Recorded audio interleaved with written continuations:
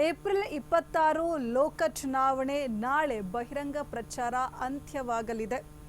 ನಾಳೆ 14 ಲೋಕಸಭಾ ಕ್ಷೇತ್ರಗಳಲ್ಲಿ ಬಹಿರಂಗ ಪ್ರಚಾರಕ್ಕೆ ತೆರೆ ಬೀಳಲಿದೆ. ರಣ ಬಿಸಿಲಿನ ನಡುವೆ ಕಾವು ಪಡೆದುಕೊಂಡ ಚುನಾವಣಾ ಪ್ರಚಾರ.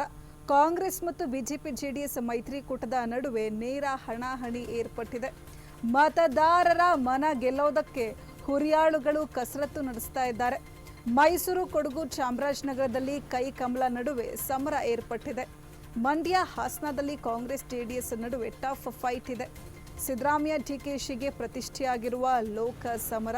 ಹಳೆ ಮೈಸೂರು ಭಾಗದಲ್ಲಿ ಮೇಲುಗೈ ಸಾಧಿಸಲು ಮಾಸ್ಟರ್ ಪ್ಲಾನ್ ಮಾಡಿಕೊಂಡಿದ್ದಾರೆ. ಅಭಿವೃದ್ಧಿ ಬದಿಗಿಟ್ಟು ಜಾಸ್ತಿ ಅಸ್ತ್ರವನ್ನ ರಣಕಲಿಗಳು ಪ್ರಯೋಗಿಸ್ತಾ ಇರುವಂಥದ್ದು. ಆರೋಪಕ್ಕೆ ಪ್ರತ್ಯಾರೋಪ, ಏಟಿಗೆ ಎದುರೇಟನ ನಾಯಕರು ನೀಡುತ್ತಾ ಇದ್ದಾರೆ.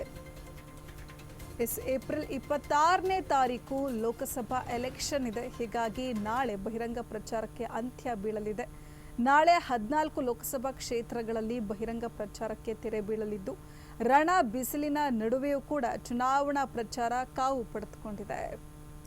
ಈ ಸಂಬಂಧ ಮತ್ತಷ್ಟು ಮಾಹಿತಿಯನ್ನು ಕೊಡ್ತಾರೆ ನಮ್ಮ ಪ್ರತಿನಿಧಿ ರಂಗಸ್ವಾಮಿ ನೇರ ಸಂಪರ್ಕದಲ್ಲಿ. ರಂಗಸ್ವಾಮಿಯವರೇ, ರಣ ಬಿಸಿಲಿನಲ್ಲೂ ಕೂಡ ಅಬ್ಬರದ ಪ್ರಚಾರವನ್ನ ಮಾಡಲಾಗಿದೆ. ಏಪ್ರಿಲ್ 26ನೇ ತಾರೀಕು ಲೋಕ ಎಲೆಕ್ಷನ್ ಇರುವಂಥದ್ದು. ನಾಳೆ ಬಹಿರಂಗ ಪ್ರಚಾರಕ್ಕೆ ಅಂತ್ಯ ಬೀಳಲಿದೆ. ಕೊನೆಯ ಹಂತದಲ್ಲಿ ಮತದಾರರನ್ನ ಗೆಲ್ಲೋದಕ್ಕೆ ನಾಯಕರು ಯಾವ ರೀತಿಯಾಗಿ ಮುಂದಾಗಿದ್ದಾರೆ? ಈಗ ಬಹು ನಿರೀಕ್ಷಿತ ಈಗ ಲೋಕಸಭಾ ಚುನಾವಣೆಯ ಈಗ ಮತದಾನಕ್ಕೆ ಕೇವಲ ಇನ್ನು 2 ದಿನಗಳು ಮಾತ್ರ ಬಾಕಿ ಇರೋ ಒಂದು ಹಿನ್ನೆಲೆಯಲ್ಲಿ ಅಭ್ಯರ್ಥಿಗಳು ಕೂಡ ಈಗ ಅಂತಿಮ ಕ್ಷಣದಲ್ಲಿ ಒಂದು ಪ್ರಚಾರ ಕಾರ್ಯವನ್ನ ಚುರುಕುಗೊಳಿಸಿದ್ದಾರೆ. ನಾಳೆ ಒಂದು ಬಹಿರಂಗ ಪ್ರಚಾರಕ್ಕೆ ತೆರೆ ಬೀಳ್ತಾ ಇದೆ. ರಾಜ್ಯದಲ್ಲಿ ಮೊದಲ ಹಂತದಲ್ಲಿ 14 ಲೋಕಸಭಾ ಕ್ಷೇತ್ರಗಳಿಗೆ ನಡೆಯುವಂತಹ ಒಂದು ಕ್ಷೇತ್ರಗಳಲ್ಲಿ ಮಾತ್ರ ಈ ಒಂದು ಬಹಿರಂಗ ಪ್ರಚಾರಕ್ಕೆ ತೆರೆ ಬೀಳ್ತಾ ಇದೆ. ಇದೇ ಒಂದು ಹಿನ್ನೆಲೆಯಲ್ಲಿ ಅಭ್ಯರ್ಥಿಗಳು ಕೂಡ ತಮ್ಮ ಪ್ರಚಾರ ಕಾರ್ಯವನ್ನು ಈಗ ಮತ್ತಷ್ಟು ತೀವ್ರವನ್ನಗೊಳಿಸಿದ್ದಾರೆ. ಎಲ್ಲೆಲ್ಲಿಗೆ ಇನ್ನೂ ಕೂಡ ತಲುಪಿಲ್ವೋ ಒಂದು ಪ್ರಚಾರವನ್ನು ಮಾಡೋದಕ್ಕೆ ಆ ಭಾಗಕ್ಕೆ ಒಂದು ಹೆಚ್ಚಿನ ಒತ್ತನ್ನು ನೀಡಿದ್ದಾರೆ. ಇನ್ನು ಮೈಸೂರಿನಲ್ಲಿಯೂ ಕೂಡ ಯದುವೀರ್ ಕೃಷ್ಣದತ್ತ ಚಾಮರಾಜ ಒಡೆಯರ್ ಅವರು ಇಂದು ಕಾಂಗ್ರೆಸ್ನ ಭದ್ರಕೋಟೆಯಾಗಿರುವಂತಹ ನರಸಿಂಹರಾಜ ಕ್ಷೇತ್ರದಲ್ಲಿ ಒಂದು ಭರ್ಜರಿ ಕ್ಯಾಂಪೇನ್ ಅನ್ನ ಈಗ ನಡೆಸ್ತಾ ಇದ್ದಾರೆ. ಆ ಮುಖಾಂತರ ಆ ಭಾಗದಲ್ಲಿಯೂ ಕೂಡ ಒಂದು ಬಿಜೆಪಿ ಮೇಲುಗೈಯನ್ನು ಸಾಧಿಸೋದಕ್ಕೆ ಅವರು ಯದುವೀರ್ ಕೃಷ್ಣದತ್ತ ಚಾಮರಾಜ ಒಡೆಯರ್ ಅವರೀಗ ಅಣಿಯಾಗಿದ್ದಾರೆ ಅಂತ ಹೇಳ್ಬೋದು. ಅಷ್ಟರ ಮಟ್ಟಿಗೆ ಈ ಬಾರಿಯ ಲೋಕಸಭಾ ಚುನಾವಣೆ ಕಾಂಗ್ರೆಸ್ ಮತ್ತು ಬಿಜೆಪಿ ಜೆಡಿಎಸ್ ಮೂರರ ನಡುವೆ ಕೂಡ ಒಂದು ಜಿದ್ದಾಜಿದ್ದಿನ ಒಂದು ಪೈಪೋಟಿಗೆ ಕಾರಣವಾಗಿದೆ. ಒಂದು ಬಿಜೆಪಿ ಜೆಡಿಎಸ್ ಮೈತ್ರಿಯನ್ನ ಮಾಡಿಕೊಂಡು ಕಾಂಗ್ರೆಸ್ ಪಕ್ಷವನ್ನ ಈ ಬಾರಿ ಅಣಿಯೋದಕ್ಕೆ ಮುಂದಾಗಿರೋದ್ರಿಂದ ಒಂದು 2 ಕೂಟಗಳ ನಡುವೆ ಕೂಡ ನೇರ ಹಣಾಹಣಿ ಏರ್ಪಟ್ಟಿರುವ ಒಂದು ಕಾರಣದಿಂದಾಗಿ ರಣ ಬಿಸಿಲಿನ ನಡುವೆಯೂ ಕೂಡ ಚುನಾವಣಾ ಪ್ರಚಾರ ಕಾರ್ಯ ಕೂಡ ಮತ್ತಷ್ಟು ಒಂದು ತಾರಕಕ್ಕೇರಿದೆ ಅಂತ ಹೇಳ್ಬೋದು. ಬಿಜೆಪಿ ಅಭ್ಯರ್ಥಿಯಾಗಿರುವಂತಹ ಯದುವೀರ್ ಕೃಷ್ಣದತ್ತ ಚಾಮರಾಜ ಒಡೆಯರ್ ಅವರು ಈಗಾಗಲೇ ಹಲವು ಸುತ್ತಿನ ಪ್ರಚಾರವನ್ನ ನಡೆಸಿದ್ದು ಎಲ್ಲೆಡೆ ಕೂಡ ಅವರಿಗೆ ಉತ್ತಮ ಪ್ರತಿಕ್ರಿಯೆ ವ್ಯಕ್ತವಾಗ್ತಾ ಇರೋ ಹಿನ್ನೆಲೆಯಲ್ಲಿ ಒಂದು ಬಿಜೆಪಿಗೆ ಒಂದು ಕಬ್ಬಿಣದ ಕಡಲೆ ಆಗಿರುವಂತಹ ನರಸಿಂಹರಾಜ ಕ್ಷೇತ್ರಕ್ಕೆ ಇವತ್ತು ಹೆಚ್ಚಿನ ಆದ್ಯತೆಯನ್ನು ನೀಡಿದ್ದಾರೆ. ಅದೇ ರೀತಿ ಚಾಮರಾಜನಗರದಲ್ಲಿಯೂ ಕೂಡ ಒಂದು ಕಾಂಗ್ರೆಸ್ ಅಭ್ಯರ್ಥಿ ಸುನಿಲ್ ಬೋಸ್ ಮತ್ತು ಬಿಜೆಪಿ ಅಭ್ಯರ್ಥಿ ಬಾಲರಾಜ್ ನಡುವೆ ಒಂದು ನೇರ ಹಣಾಹಣಿ ಏರ್ಪಟ್ಟಿದ್ದು, ಅಲ್ಲಿಯೂ ಕೂಡ ನಿನ್ನೆ ಬಿಜೆಪಿಯ ಪರವಾಗಿ ಬಿಜೆಪಿ ರಾಜ್ಯಾಧ್ಯಕ್ಷ ವಿಜಯೇಂದ್ರ, ಮೈಸೂರು ಕೊಡಗು ಲೋಕಸಭಾ ಕ್ಷೇತ್ರದ ಅಭ್ಯರ್ಥಿ ಯದುಕೃಷ್ಣದತ್ತ ಚಾಮರಾಜ ಒಡೆಯರ್ ಅವರು ಕೂಡ ಬಾಲರಾಜ್ ಅವರ ಪರವಾಗಿ ಮತಯಾಚನೆಯನ್ನ ಮಾಡುವ ಮುಖಾಂತರ ಒಂದು ರೀತಿ ಕಣದಲ್ಲಿ ರಂಗನ್ನ ತಂದ್ರು ಅಂತ ಹೇಳ್ಬೋದು. ಇನ್ನು ಮಾಜಿ ಮುಖ್ಯಮಂತ್ರಿ ಎಚ್.ಡಿ. ಕುಮಾರಸ್ವಾಮಿ ಅವರ ಸ್ಪರ್ಧೆಯಿಂದ ಗಮನ ಸೆಳೆದಿರುವಂತಹ ಸಕ್ಕರೆ ನಾಡು ಮಂಡ್ಯದಲ್ಲಿಯೂ ಕೂಡ ಕಾಂಗ್ರೆಸ್ ಮತ್ತು ಜೆಡಿಎಸ್ ನಡುವೆ ಒಂದು ಜಿದ್ದಾಜಿದ್ದಿನ ಹೋರಾಟ ನಡೆದಿದೆ. ಕುಮಾರಸ್ವಾಮಿ ಅವರು ಕೂಡ ಇಂದು ಅಂತಿಮ ಸುತ್ತಿನಲ್ಲಿಯೂ ಕೂಡ ಅಂತಿಮ ದಿನವೂ ಕೂಡ ಸಾಕಷ್ಟು ಒಂದು ರೀತಿ ಪ್ರಚಾರ ಕಾರ್ಯವನ್ನು ಚುರುಕುಗೊಳಿಸೋದಕ್ಕೆ ಮುಂದಾಗಿದ್ದಾರೆ. ಅಂತಿಮ ಹಂತದಲ್ಲಿ ಅವರ ವಿರುದ್ಧ ಒಂದು ಸ್ಟಾರ್ ಚಂದ್ರು ಅವರು ಕಣಕ್ಕಿಳಿದಿದ್ದು ಅವರು ಕೂಡ ಒಂದು ಅಬ್ಬರದ ಪ್ರಚಾರವನ್ನು ನಡೆಸಿದ್ದಾರೆ.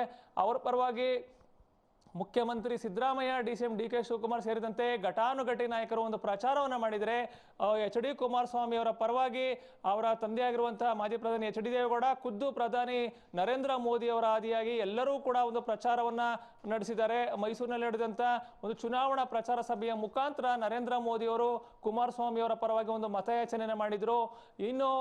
ಮತ್ತೊಂದು ಪ್ರತಿಷ್ಠಿತ ಕ್ಷೇತ್ರದ ಈ ಭಾಗದಲ್ಲಿ ಹಾಸನ, ಅಲ್ಲಿಯೂ ಕೂಡ ಜೆಡಿಎಸ್ ಮತ್ತು ಕಾಂಗ್ರೆಸ್ನ ನಡುವೆ ನೇರ ಪೈಪೋಟಿ ಏರ್ಪಟ್ಟಿದ್ದು ನಡೆದಿದ್ದು ಅಲ್ಲಿಯೂ ಕೂಡ ಎರಡೂ ಪಕ್ಷಗಳು ಗೆಲುವಿಗಾಗಿ ಸಾಕಷ್ಟು ಒಂದು ರೀತಿ ಕಸರತ್ತು ನಡೆಸಿದ್ವೆ. ಒಟ್ಟಾರೆಯಾಗಿ ಈಗ ಲೋಕಸಭಾ ಚುನಾವಣೆಯ ಒಂದು ಬಹಿರಂಗ ಪ್ರಚಾರ ನಾಳೆ ತೆರೆ ಬೀಳ್ತಾ ಇರುವ ಒಂದು ಹಿನ್ನೆಲೆಯಲ್ಲಿ ಮೂರು ಪಕ್ಷಗಳ ನಾಯಕರು ಕೂಡ ಒಂದು ಬಿರುಸಿನ ಮತಯಾಚನೆಯಲ್ಲಿ ತೊಡಗಿದ್ದಾರೆ. ಪರಿಣಾಮ ಮೊದಲ ಹಂತದಲ್ಲಿ ಚುನಾವಣೆ ನಡೆಯುವಂತಹ 14 ಲೋಕಸಭಾ ಕ್ಷೇತ್ರಗಳ ವ್ಯಾಪ್ತಿಯಲ್ಲಿ ಇಂದು ಮತ್ತು ನಾಳೆ ಪ್ರಚಾರ ಕಾರ್ಯ ಬಿರುಸಿನಿಂದ ಸಾಗುತ್ತೆ. ಇದರ ನಡುವೆಯೇ ಚುನಾವಣಾ ಆಯೋಗ ಕೂಡ ಒಂದು ಚುನಾವಣೆಯನ್ನ ಸುಸೂತ್ರವಾಗಿ ನಡೆಸೋದಕ್ಕೆ ಸಿದ್ಧತೆಯನ್ನ ಮಾಡ್ಕೋತಾ ಇದ್ರೆ. ರಾಜಕೀಯ ಪಕ್ಷಗಳ ನಾಯಕರು ಅಂತಿಮ ಹಂತದಲ್ಲಿಯೂ ಕೂಡ ಒಂದು ತಮ್ಮ ಪಕ್ಷದ ಅಭ್ಯರ್ಥಿಗಳ ಗೆಲುವಿಗಾಗಿ ರಣತಂತ್ರವನ್ನ ವಿಭಿನ್ನ ಪ್ರಚಾರ ಕಾರ್ಯಗಳ ಮುಖಾಂತರ ಮತದಾರರ ಮನವನ್ನು ಗೆಲ್ಲೋದಕ್ಕೆ ಹೊರಟಿದ್ದಾರೆ. ಆದ್ರೆ ಎಲ್ಲವನ್ನು ಗಮನಿಸ್ತಾ ಇರುವಂತಹ ಮತದಾರರು ಯಾವುದೇ ಒಂದು ಗುಟ್ಟನ್ನ ಬಿಟ್ಟುಕೊಡದೆ ಒಂದು ಮೌನಕ್ಕೆ ಜಾರಿದ್ದಾರೆ. ಎಲ್ಲವನ್ನೂ ನೋಡ್ತಾ ಇದ್ದು ಅವರು ಯಾವ ರೀತಿಯ ತೀರ್ಪನ್ನ ಬರೆಯುತ್ತಾರೆ ಅನ್ನೋದು ಕೂಡ ರಾಜಕೀಯ ಪಕ್ಷಗಳ ಅಭ್ಯರ್ಥಿಗಳು ಮತ್ತು ನಾಯಕರಿಗೂ ಕೂಡ ಸಾಕಷ್ಟು ಒಂದು ರೀತಿ ಕುತೂಹಲಕ್ಕೆ ಇದು ಎಡೆ ಮಾಡಿಕೊಟ್ಟಿದೆ ಅಂತ ಹೇಳ್ಬೋದು. ಅಷ್ಟರ ಮಟ್ಟಿಗೆ ಈ ಬಾರಿಯ ಲೋಕಸಭಾ ಚುನಾವಣೆ ಕಾಂಗ್ರೆಸ್ ಮತ್ತು ಬಿಜೆಪಿ ಜೆಡಿಎಸ್ ಮೈತ್ರಿಕೂಟದ ನಡುವೆ ಒಂದು ಜಿದ್ದಾಜಿದ್ದಿನ ಒಂದು ಅಖಾಡಕ್ಕೆ ಈಗ ಅಣಿಯಾಗಿದ್ದು, ಇನ್ನೆರಡು ದಿನಗಳ ಕಳೆದ್ರೆ ನಾವು ಚುನಾವಣೆಗೆ ಹೋಗ್ತಾ ಇದೀವಿ. ಆ ಮುಖಾಂತರ ಒಂದು ಪ್ರಜಾಪ್ರಭುತ್ವದ ಮಹಾ ಹಬ್ಬ ಆಗಿರುವಂತಹ ಚುನಾವಣಾ ಕಣದಲ್ಲಿ ಅಂತಿಮ ಸುತ್ತಿನಲ್ಲಿಯೂ ಕೂಡ ಒಂದು ಪ್ರಚಾರ ಕಾರ್ಯ ತಾರಕಕ್ಕೇರಿದೆ. ಆ ಮುಖಾಂತರ ಅಭ್ಯರ್ಥಿಗಳು ಕೂಡ ಒಂದು ಗೆಲುವಿಗಾಗಿ ಪೈಪೋಟಿಯನ್ನು ನಡೆಸಿರುವ ಒಂದು ಕಾರಣದಿಂದಾಗಿ ರಣಬಿಸಿಲಿನ ನಡುವೆಯೂ ಕೂಡ ಚುನಾವಣಾ ಪ್ರಚಾರ ತಾರಕಕ್ಕೇರಿದೆ ಅಂತಾನೆ ಹೇಳ್ಬೋದು. ಅಂಕಿತಾ, ಧನ್ಯವಾದ ರಂಗಸ್ವಾಮಿ ತಮ್ಮೆಲ್ಲ ಮಾಹಿತಿಗಾಗಿ.